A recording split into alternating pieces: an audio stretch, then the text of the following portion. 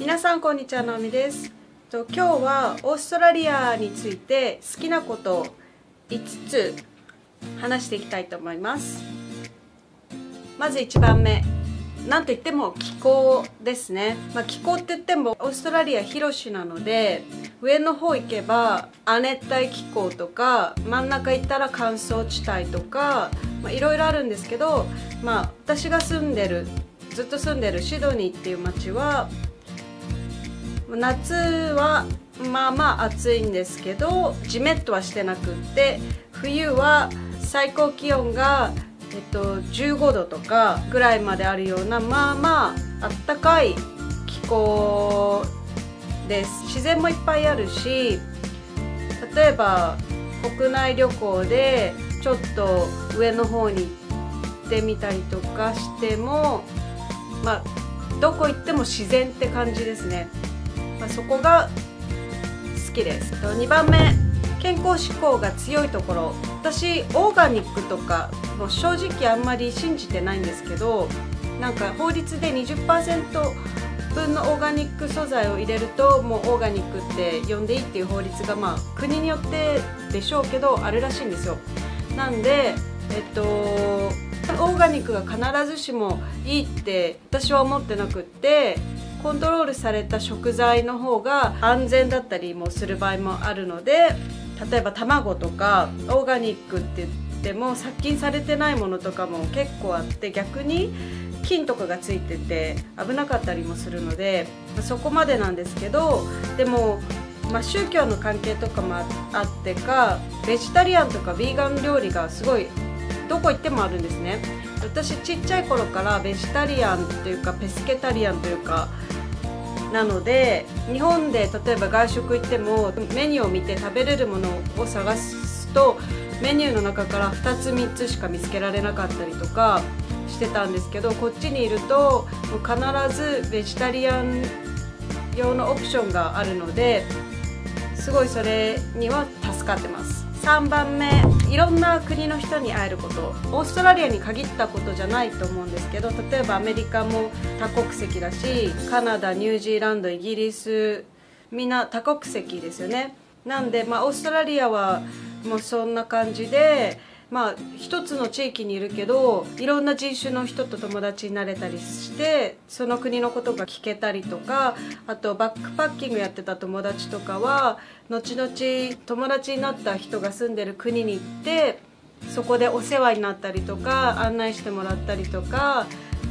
後々自分が旅行したりとかしたいなって思った時にお互い助け合いになれるので、他の文化を知ったりとかする上でもすごいいいかなって思いました。で4番目、ビーチライフとシティライフが近いこと。これも私が住んでる地域になっちゃうんですけど、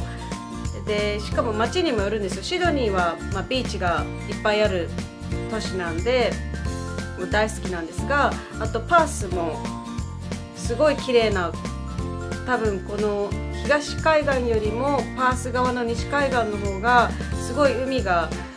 綺麗でとてもいい街です。あとゴールドコーストとかもう多分気候が乾燥してるせいか、日本だと海沿いにあまり建物って建てれないと思うんですよ。すぐ錆びちゃったりして、植物とかも枯れちゃったりとかするからないと思うんですけど、こっちは乾燥してるから、もう建物も植物もバンバン立ったり生えてたりしてて、すごい海があって緑があって、すぐ家に近くがお店とか家が近くにあってっていうのが、しかも私ビーチのすごい近くに住んでるんですけど、このビーチから市の中まで、だから言ってみればバスで30分ぐらい、電車で10分ぐらいなんですけど行けちゃう、市の中まですごい簡単に行けちゃうっていうところですね。なんで言ってみれば大きさが違うんでちょっと比較にはならないと思うんですけど、東京新宿から10分15分ぐらい電車に乗ったら御宿みたいな海に行けちゃう。でしかもそこにもビーチライフがあって、お店とかもいっぱいあってっていうのがそういうのが大好きです。で5番目、カフェ文化ですかね。コーヒーもともと好きじゃなくて日本では一切飲んでなかったんですけど、昔カフェで働いてたんですけど、そこでコーヒーを作ることになって、でやっぱり自分でも試飲をして味を確かめなきゃいけなくなるので、少しずつ飲み慣れてきたんですね。少しは飲むようになったんですが、日本だとお茶をねいつも飲んでて、お茶も未だにすごい好きなんですけど、お茶日本みたいなお茶とか売ってないんですよ、こっちに。もう甘い紅茶とかリプトンの紅茶とかコンビニとかスーパーでもそういうのしかなくって、日本の16茶とか多いお茶みたいなやつは一切ないんですね。でみんなコーヒー飲むので、私もコーヒー飲むようになって、カフェがファミレスとかコンビニみたいな感じでポンポンポンポンあるんですけど、3、4時まではだいたいどこも空いてて、どこに行っても基本的には美味しいコーヒーが飲めるっていうところですかね。本当はワインとか言いたかったんですけど、私お酒飲まないので、ワインとコーヒーはすごいオーストラリア有名なので、もしかしたらワイン好きの人にはいいかもしれないです。いかがでしたか？今回は手短く私のオーストラリアで好きなことを5つ話してみたんですけど、今度嫌いなこと、オーストラリアについて嫌いなことも話してみようかなと思ってるので、そちらも見てみてください。ではまた。